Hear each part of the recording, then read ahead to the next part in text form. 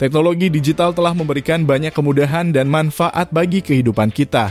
Namun di balik kemudahan itu, terdapat berbagai tantangan yang perlu kita hadapi.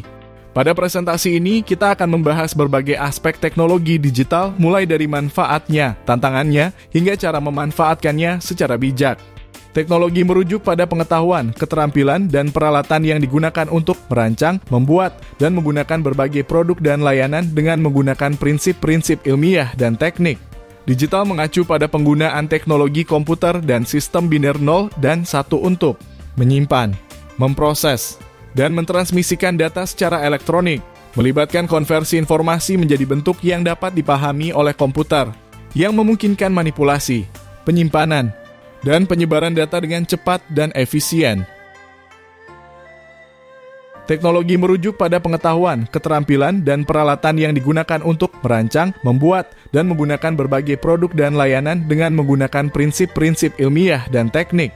Digital mengacu pada penggunaan teknologi komputer dan sistem biner 0 dan 1 untuk menyimpan, memproses, dan mentransmisikan data secara elektronik, melibatkan konversi informasi menjadi bentuk yang dapat dipahami oleh komputer, yang memungkinkan manipulasi, penyimpanan, dan penyebaran data dengan cepat dan efisien. Data adalah kumpulan fakta, angka, atau simbol yang belum terolah dan belum memiliki arti yang jelas. Ibarat bahan mentah, data diperoleh dari berbagai sumber seperti pengamatan, pengukuran, atau pengumpulan informasi. Data ini bersifat netral dan objektif, tidak mengandung bias atau opini.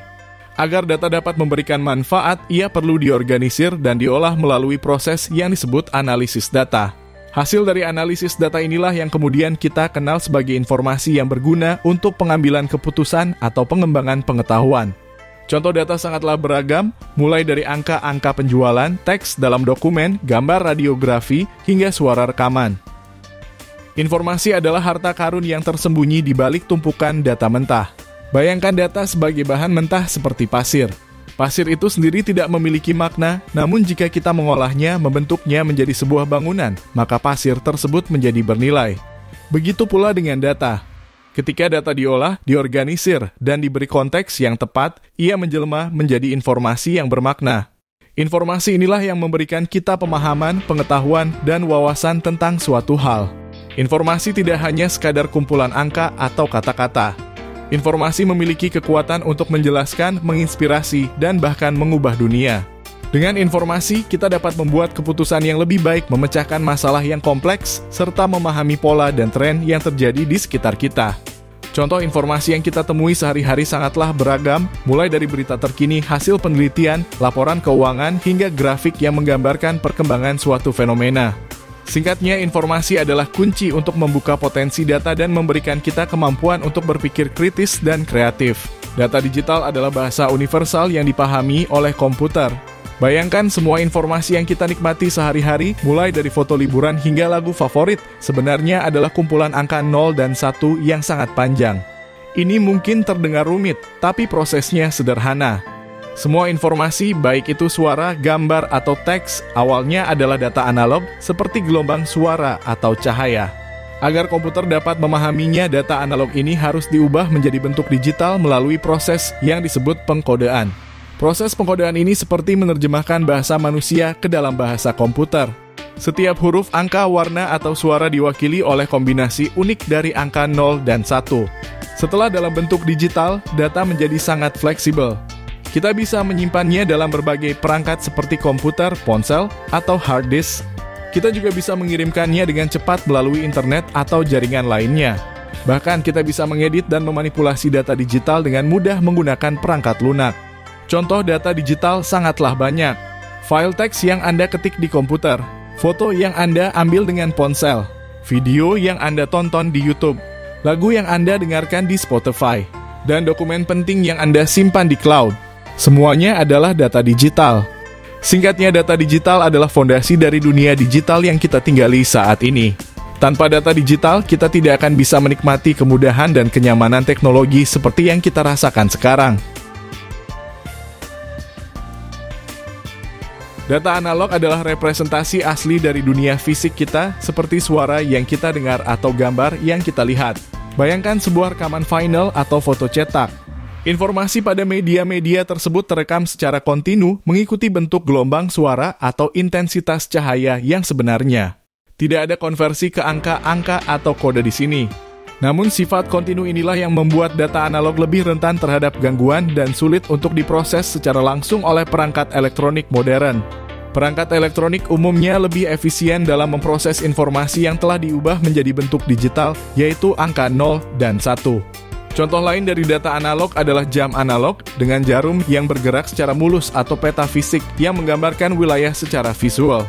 Meskipun memiliki keindahan dan keunikan tersendiri, data analog memiliki keterbatasan dalam hal penyimpanan, transmisi, dan manipulasi data. 1. Data digital diwakili dalam bentuk biner yakni 0 dan 1, sementara data analog berbentuk sinyal kontinu. 2. Data digital dapat dengan mudah disimpan, dipindahkan, dan diproses menggunakan perangkat elektronik, sedangkan data analog membutuhkan perangkat khusus untuk pemrosesan. 3. Data digital memiliki kemampuan untuk diubah, disalin, dan direproduksi tanpa kehilangan kualitas, sedangkan data analog dapat mengalami degradasi kualitas dalam proses pengolahan dan reproduksi. Pengambilan sampel proses mengubah sinyal analog menjadi digital dimulai dengan pengambilan sampel. Bayangkan kita merekam suara. Suara adalah sinyal analog yang kontinu. Untuk mengubahnya menjadi digital, kita mengambil snapshot dari sinyal tersebut pada interval waktu tertentu. Setiap snapshot ini disebut sampel. Semakin sering kita mengambil sampel, semakin akurat representasi digitalnya. Kuantisasi setelah mendapatkan sampel-sampel, langkah selanjutnya adalah kuantisasi. Pada tahap ini, setiap sampel analog diberikan nilai numerik yang paling mendekati dari sekumpulan nilai yang telah ditentukan. Nilai-nilai ini disebut tingkat kuantisasi. Semakin banyak tingkat kuantisasi, semakin akurat representasi digitalnya, tetapi juga akan membutuhkan lebih banyak bit untuk menyimpannya. Pengkodean nilai-nilai kuantisasi yang telah diperoleh kemudian diubah menjadi bentuk biner, yaitu deretan angka 0 dan 1. Setiap kombinasi dari angka-angka biner ini mewakili satu nilai kuantisasi. Proses pengubahan ini disebut pengkodean. Bentuk biner inilah yang kemudian dapat disimpan dan diproses oleh komputer.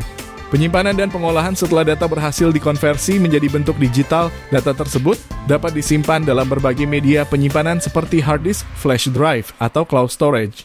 Dalam bentuk digital, data menjadi lebih mudah untuk dimanipulasi, diedit, dan didistribusikan. Komputer dapat dengan cepat mengakses, memproses, dan menganalisis data digital.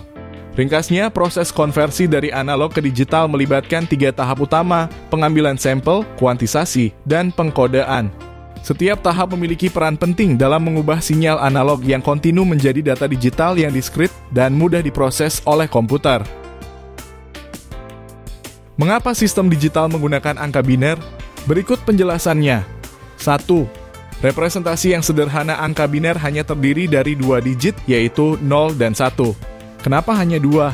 Karena komponen elektronik dalam komputer pada dasarnya hanya memiliki 2 keadaan, menyala dalam kurung 1 atau mati dalam kurung 0. Dengan menggunakan sistem biner, kita bisa merepresentasikan segala jenis informasi mulai dari teks, angka, gambar, hingga video dalam bentuk kombinasi dari 0 dan 1 ini. Sederhananya, komputer memahami dunia sebagai kumpulan saklar yang menyala dan mati. 2. Kompatibilitas dengan komponen elektronik seperti yang telah disebutkan, komponen elektronik seperti transistor hanya memiliki 2 keadaan, konduktor dalam kurung menyalakan arus atau isolator dalam kurung memblokir arus. Keadaan ini secara alami sesuai dengan sistem biner. Dengan demikian, komputer dapat dengan mudah memproses dan menyimpan informasi dalam bentuk biner tanpa perlu melakukan konversi yang rumit. 3. Keandalan dan ketahanan terhadap gangguan sistem biner sangatlah sederhana dan jelas. Hanya ada 2 kemungkinan, 0 atau 1. Hal ini membuat sistem digital menjadi sangat andal dan tahan terhadap gangguan. Jika terjadi sedikit gangguan pada sinyal, sistem biasanya masih dapat mendeteksi apakah sinyal tersebut lebih dekat ke 0 atau 1. 4. Skalabilitas dan kapasitas penyimpanan dengan menggunakan kombinasi dari 0 dan 1, kita bisa merepresentasikan jumlah informasi yang sangat besar. Misalnya dengan menambahkan 1 digit biner, kita bisa menggandakan jumlah nilai yang dapat kita representasikan. Hal ini memungkinkan komputer memiliki kapasitas penyimpanan yang sangat besar dan terus berkembang. 5. Kemudahan pengolahan dan pemrosesan operasi logika dasar seperti AND, OR, dan NOT sangat mudah diimplementasikan dalam sistem biner. Operasi-operasi ini adalah dasar dari semua perhitungan yang dilakukan oleh komputer. Karena kesederhanaannya, komputer dapat melakukan perhitungan yang sangat cepat dan kompleks. Kesimpulan sistem digital menggunakan angka biner karena kesederhanaan, kompatibilitas dengan komponen elektronik, keandalan, skalabilitas, dan kemudahan pengolahan.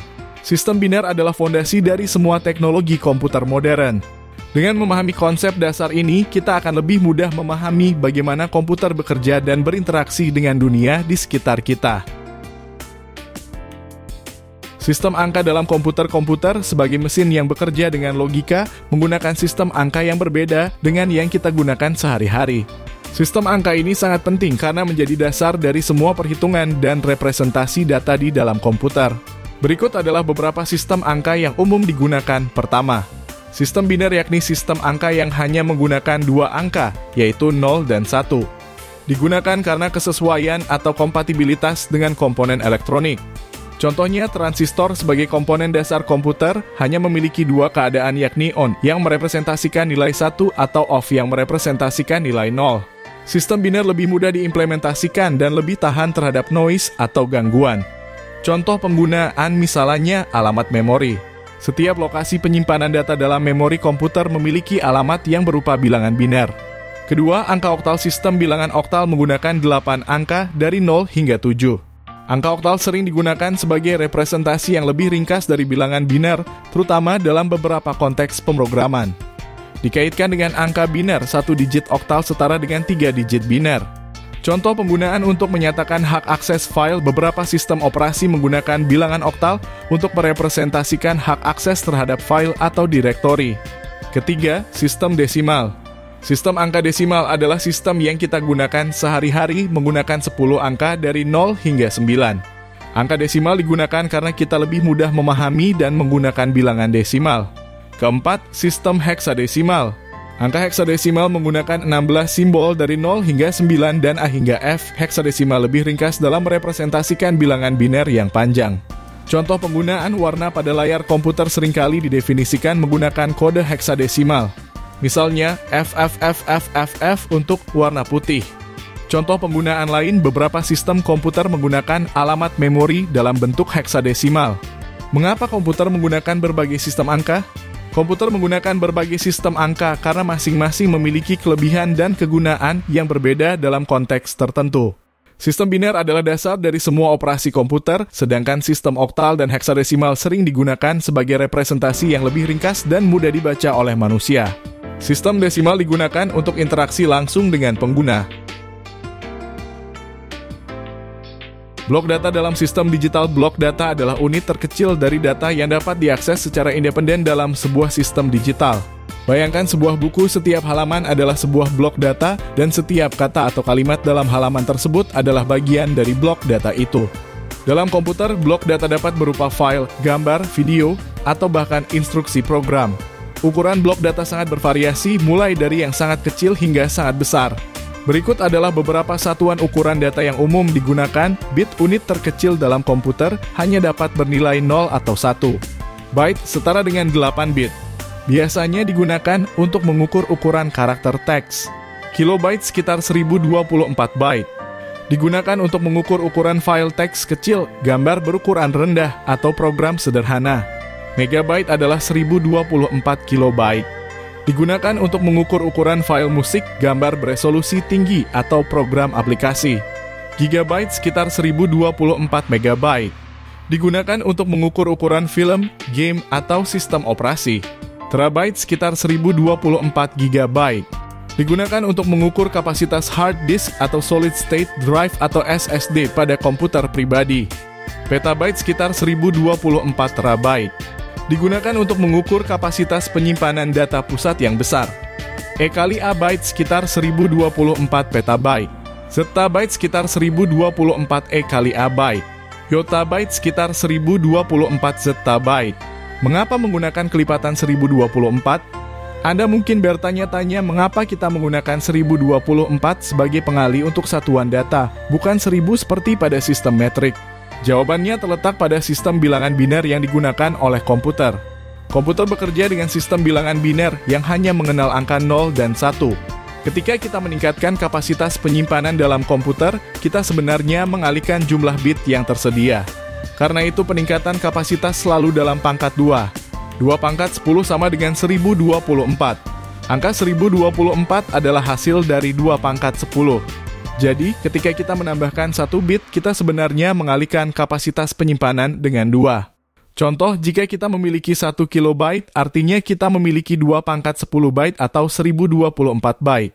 Jika kita memiliki 1 megabyte, artinya kita memiliki 2 pangkat 20 byte atau sekitar 1.048.576 byte. Mengapa 1 megabyte sama dengan 1024 kilobyte, bukan 1000 kilobit? Meskipun dalam kehidupan sehari-hari kita sering membulatkan ke angka 1000 untuk memudahkan perhitungan, dalam dunia komputer, penggunaan 1024 adalah lebih akurat karena sesuai dengan dasar sistem bilangan biner. Sejarah perkembangan komputer. Generasi pertama dalam kurung 1940 hingga 1959. ENI Aceh menjadi pionir komputer elektronik digital. Ukuran sangat besar dan berat membutuhkan ruangan khusus. Kecepatan lambat dibandingkan standar modern, namun revolusioner pada masanya. Penyimpanan menggunakan tabung vakum dan komponen elektronik diskrit lainnya, kapasitas penyimpanan sangat terbatas. Contoh ENI Aceh dengan berat 27 ton dan luas sekitar 167 meter persegi. Generasi kedua tahun 1959 sampai dengan 1965. Transistor menggantikan tabung vakum, membuat komputer lebih kecil, cepat, dan efisien. Bahasa pemrograman tingkat tinggi mulai dikembangkan, mempermudah pemrograman. Penyimpanan sudah mulai menggunakan inti magnetik, meningkatkan kapasitas penyimpanan. Contoh, komputer mainframe seperti IBM 7094. Generasi ketiga tahun 1965 sampai dengan 1970. Integrated circuit atau chip pertama kali digunakan memadatkan ribuan transistor dalam satu chip. Terjadi proses miniaturisasi. Komputer menjadi lebih kecil dan lebih terjangkau. Mulai dikembangkan sistem operasi yang lebih canggih. Penyimpanan menggunakan disk magnetik meningkatkan kapasitas penyimpanan secara signifikan. Contoh IBM System 360. Generasi keempat tahun 1970 sampai dengan sekarang.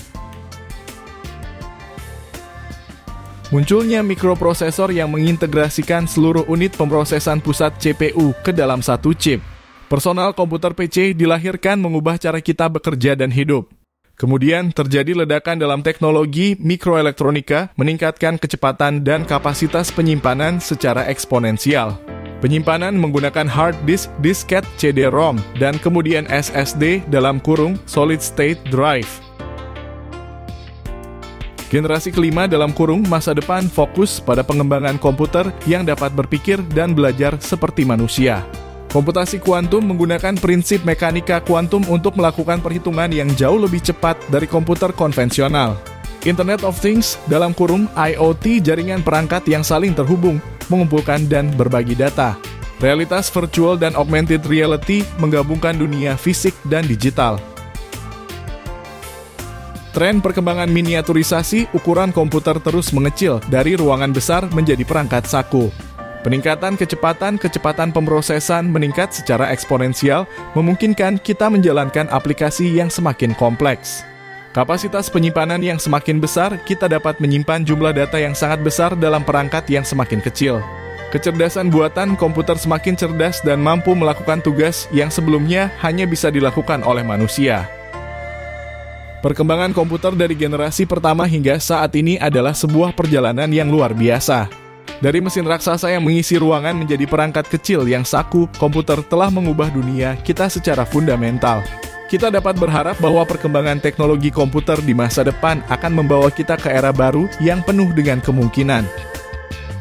Konvergensi teknologi digital adalah sebuah fenomena di mana berbagai teknologi yang awalnya terpisah, seperti teknologi informasi, komunikasi, dan hiburan, mulai saling terintegrasi dan bersatu. Ini menciptakan sebuah ekosistem teknologi yang saling melengkapi dan memperkuat satu sama lain. Sederhananya, konvergensi ini membuat berbagai perangkat dan layanan teknologi menjadi lebih terhubung dan dapat bekerja sama dengan lebih efisien. Contoh konvergensi teknologi digital. Smartphone. Perangkat ini menggabungkan fungsi telepon, kamera, pemutar musik, internet, GPS, dan banyak aplikasi lainnya dalam satu perangkat. Smart TV. Televisi pintar yang terhubung ke internet memungkinkan pengguna untuk mengakses berbagai konten online seperti film, serial, dan aplikasi. Internet of Things. Jaringan perangkat fisik yang terhubung ke internet memungkinkan pengendalian dan pemantauan dari jarak jauh. Contohnya, smart home yang memungkinkan Anda mengontrol lampu, termostat, dan perangkat rumah tangga lainnya melalui smartphone. Wearable devices. Perangkat yang dapat dipakai seperti smartwatch atau fitness tracker yang menggabungkan fungsi pelacakan kesehatan, notifikasi, dan pembayaran. Konvergensi teknologi digital membawa sejumlah dampak signifikan baik positif maupun negatif dampak positif. Efisiensi yang dilakukan sehingga tugas-tugas dapat diselesaikan dengan lebih cepat dan mudah. Informasi menjadi lebih mudah diakses dan dibagikan.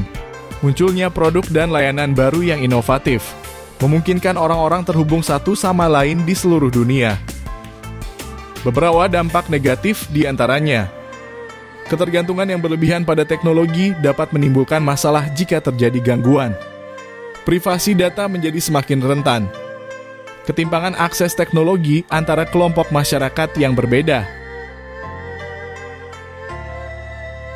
Tantangan konvergensi teknologi digital. Standarisasi perlunya standar yang sama untuk memastikan interoperabilitas antar perangkat dan sistem. Keamanan. Meningkatnya ancaman keamanan siber. Privasi. Menjaga privasi data pengguna menjadi tantangan yang semakin kompleks. Etika penggunaan teknologi yang etis, terutama dalam hal kecerdasan buatan. Konvergensi teknologi digital adalah sebuah tren yang terus berkembang dan membentuk cara kita hidup dan bekerja. Meskipun membawa banyak manfaat, konvergensi ini juga menghadirkan tantangan yang perlu diatasi. Untuk memaksimalkan potensi dari konvergensi teknologi, kita perlu mengembangkan kebijakan dan regulasi yang tepat, serta meningkatkan kesadaran masyarakat akan pentingnya keamanan dan privasi data dalam hal kecerdasan buatan. Konvergensi teknologi digital adalah sebuah tren yang terus berkembang dan membentuk cara kita hidup dan bekerja. Meskipun membawa banyak manfaat, konvergensi ini juga menghadirkan tantangan yang perlu diatasi. Untuk memaksimalkan potensi dari konvergensi teknologi, kita perlu mengembangkan kebijakan dan regulasi yang tepat, serta meningkatkan kesadaran masyarakat akan pentingnya keamanan dan privasi data. Konvergensi teknologi digital telah merevolusi cara kita mengakses dan mengonsumsi informasi. Berkat integrasi berbagai teknologi dalam perangkat seperti smartphone dan komputer, kita kini hidup dalam era di mana informasi dan hiburan hanya dalam genggaman.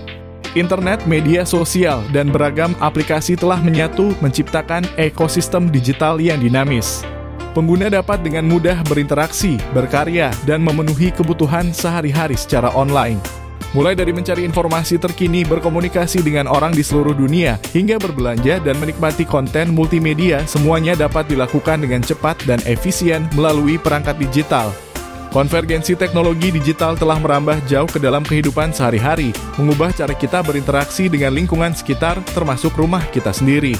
Konsep smart home telah menjadi realitas, menghadirkan kenyamanan dan efisiensi yang belum pernah ada sebelumnya. Bayangkan sebuah rumah yang dapat berpikir dan merespons kebutuhan penghuninya. Melalui integrasi berbagai perangkat pintar seperti lampu termostat dan sistem keamanan, rumah menjadi lebih dari sekadar tempat tinggal.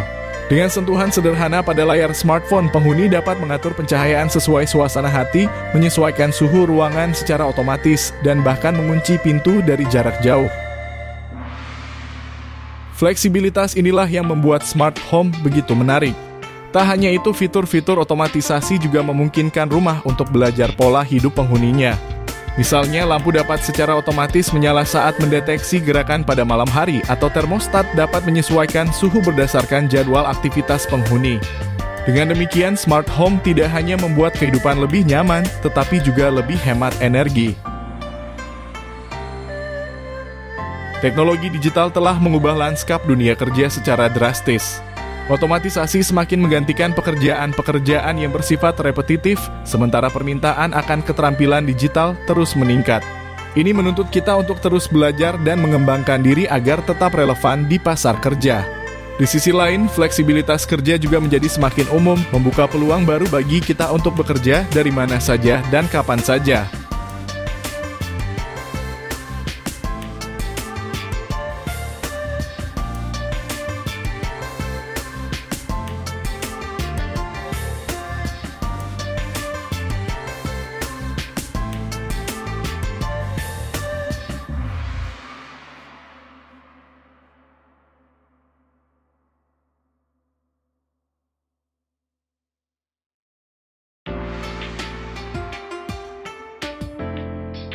Kecerdasan buatan atau AI telah menjadi bagian tak terpisahkan dari kehidupan kita. Mulai dari asisten virtual di smartphone kita hingga mobil pintar, AI membantu kita dalam berbagai aspek kehidupan. AI juga memiliki potensi besar untuk menyelesaikan masalah-masalah kompleks seperti perubahan iklim dan penyakit menular.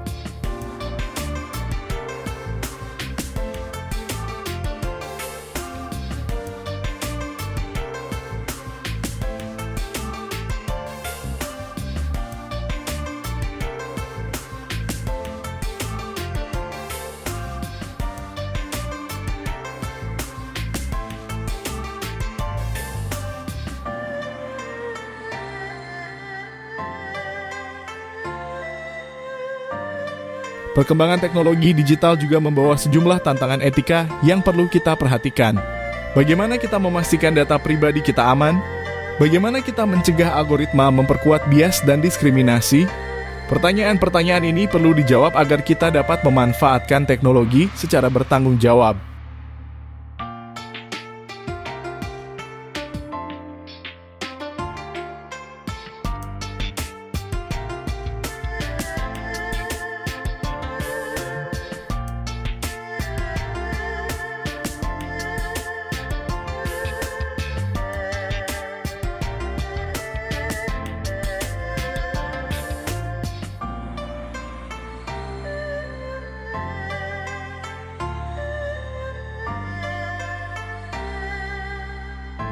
Masa depan teknologi digital sangatlah menjanjikan. Kita dapat berharap akan munculnya inovasi-inovasi baru yang akan mengubah cara kita hidup dan bekerja. Namun kita juga perlu bersiap menghadapi tantangan baru yang akan muncul seiring dengan perkembangan teknologi. Yang pasti masa depan teknologi digital akan sangat menarik untuk disaksikan.